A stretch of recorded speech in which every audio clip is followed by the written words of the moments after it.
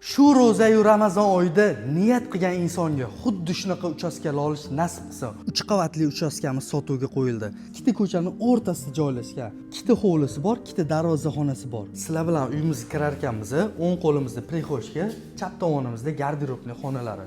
Menga eng yoqqan tarafi ho'l qismi tayyor, mana chiroyli did bilan mebel texnikalarini o'rnatib qo'yganlar. Oshxona ham mana studiya formatida. Oshxonani ham mebel texnikalari tayyor, gazlarni ham 5 taligini qo'yib qo'ygan ekanlar.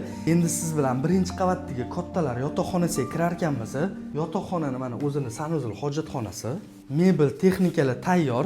Oldi qoshda arzonchi mebellar ishlatilmagan. Ikkinchi qavatida kattalar yotoqxonasi, bolalar xonasi alohida qizlarga, o'g'il bolalarga alohida xona. Ikkinchi qavatda kattagina mehmonxonamiz, dizayni, kartinka, eshik, mebel texnikalariga qoyil qoldi. Uchastkamizning orqa hovlisini ko'ryapsiz.